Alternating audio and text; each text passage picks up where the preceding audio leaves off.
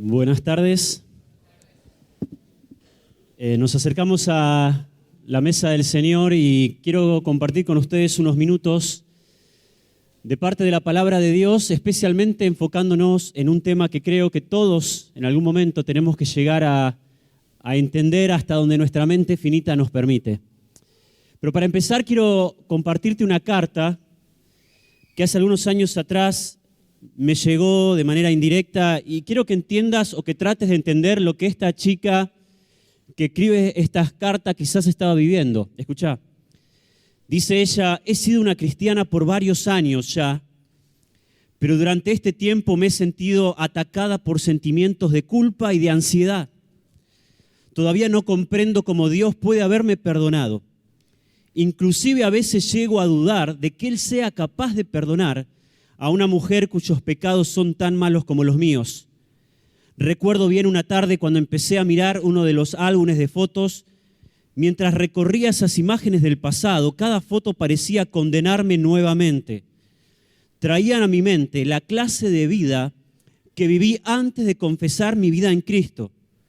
Mientras iba dando vueltas las páginas, cada foto era un dedo acusador señalándome directamente a mí. De repente me sentí inundada por olas de condenación. El alcohol, algo de lo que me sentía orgullosa antes, los amigos, el cigarrillo, el odio por no conocer a mi padre, todo volvía a mi mente. Después mi divorcio desastroso, mi relación con otro hombre al que ni siquiera amaba.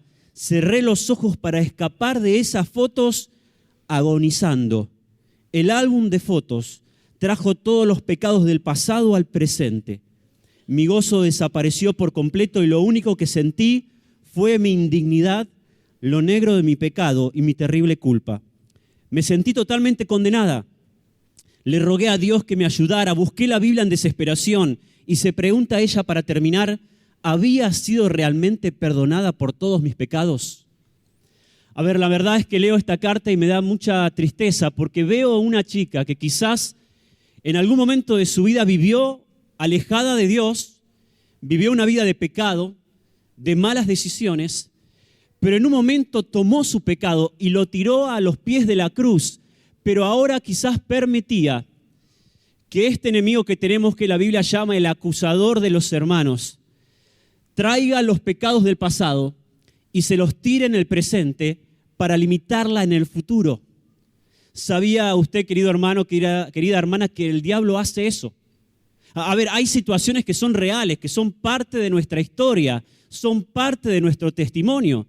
Malas decisiones que tomamos en algún momento, pero quizás entendiendo que Dios es capaz de perdonar, las trajimos delante de Dios, las trajimos delante de la cruz, pero quizás nosotros somos los que no entendemos el perdón de Dios.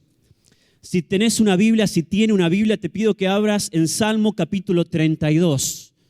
Y brevemente en esta tarde quiero que veamos algunas palabritas que quizás se destacan en este Salmo capítulo 32. Mientras lo estás buscando, quiero contarte que el Salmo 32 es un salmo que se desprende del Salmo 51.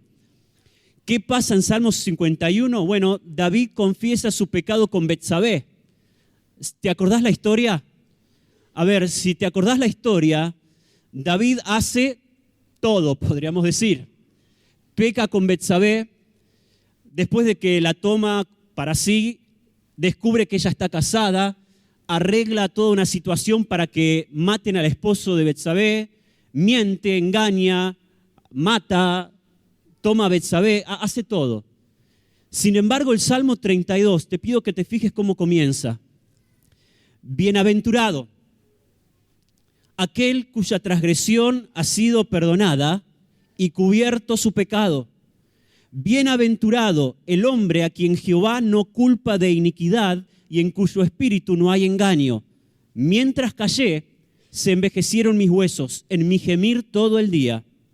Porque de día y de noche se agravó sobre mí tu mano, se volvió mi verdor en sequedades de verano.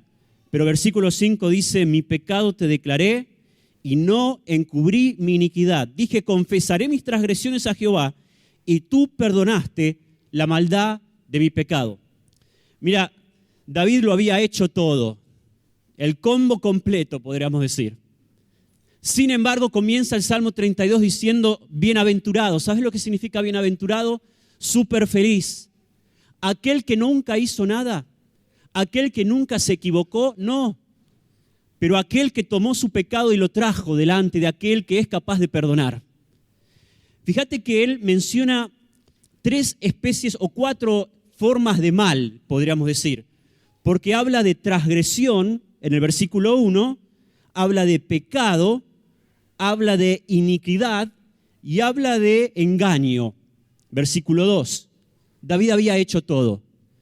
Sin embargo, al mismo tiempo, menciona 3 acciones de parte de Dios que van contrarrestando y venciendo lo malo que yo podría haber hecho.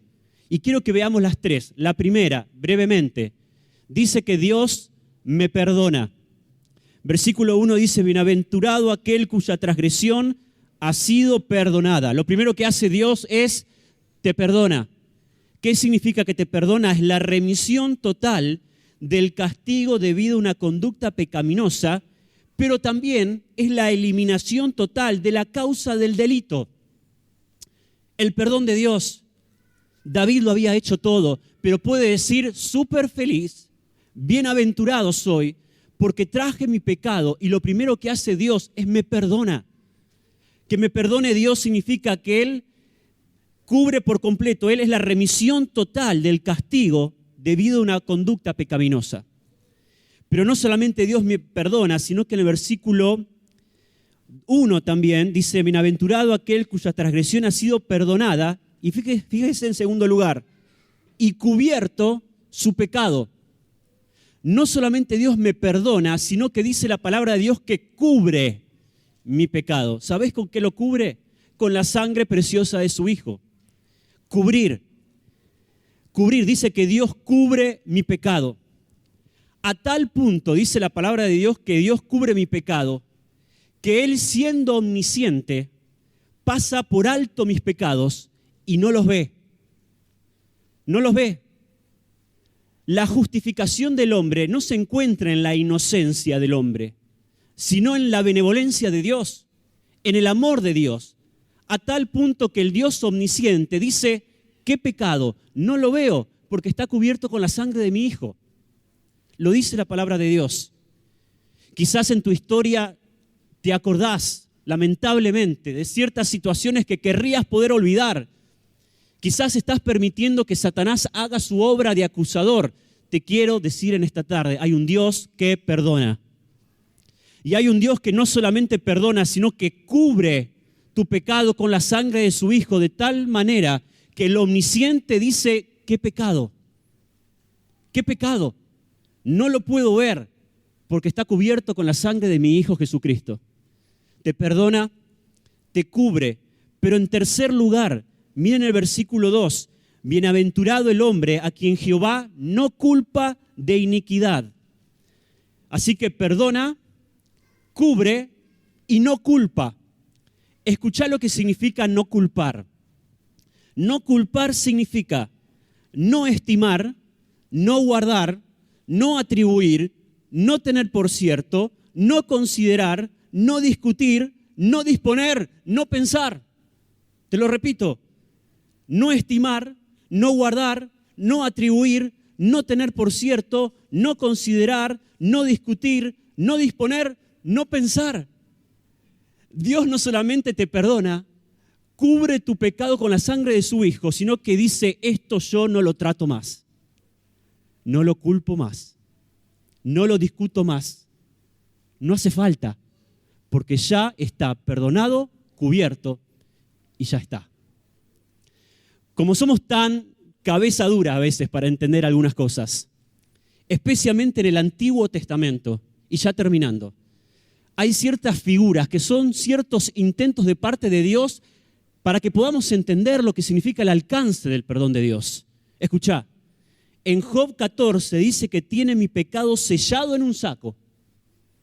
En Isaías 44 dice que Él deshizo como una nube de niebla mis pecados.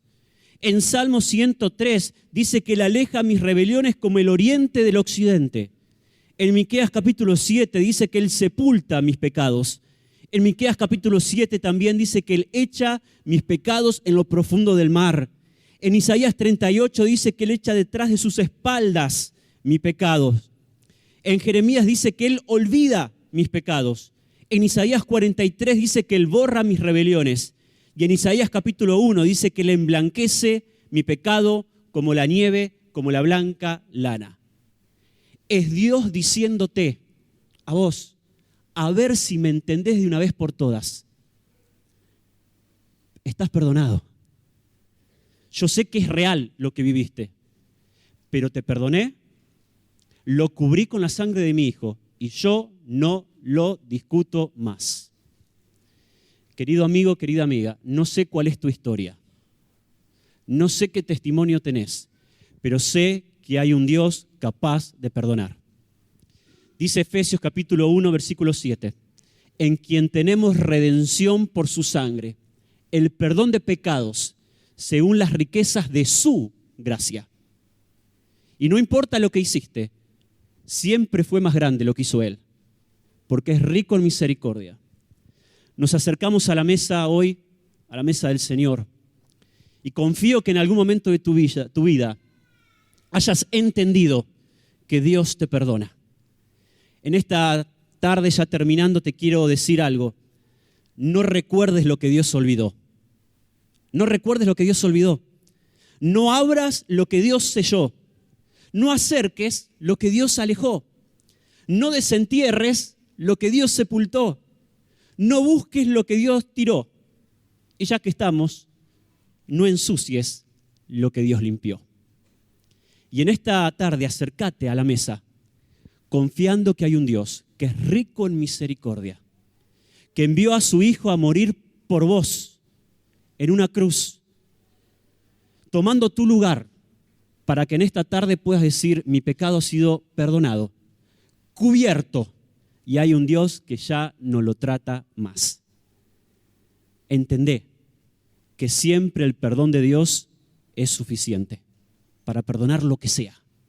No permitas que Satanás haga su obra de acusador y te limite en el futuro por errores del pasado.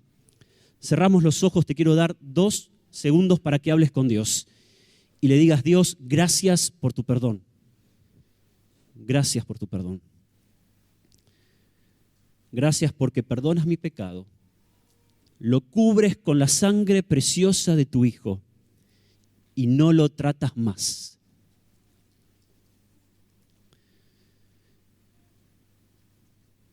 Padre eterno, nos acercamos nuevamente ante ti, utilizando la palabra gracias, pero sintiendo que no alcanza para agradecerte por tanto, por esa cruz, por el sacrificio de Cristo, por esa sangre que cubre todo pecado. Y que en esta tarde podamos confiar plenamente en el alcance de tu perdón, en que eres capaz de perdonarlo todo si lo hemos traído delante de la cruz. En que la sangre de tu Hijo lo cubre todo, no importa lo que hayamos hecho, lo cubre todo, a tal punto que tú, que eres omnisciente, que lo sabes todo, dices, esto yo ya no lo trato más, no lo culpo más. Bienaventurado el varón, bienaventurado la mujer, que ha traído su pecado delante de la cruz y ha encontrado completo perdón. Nos acercamos delante de la mesa diciendo gracias por la cruz, gracias por la sangre, gracias por el sacrificio de Cristo por nosotros. En el nombre de Jesús oramos. Amén.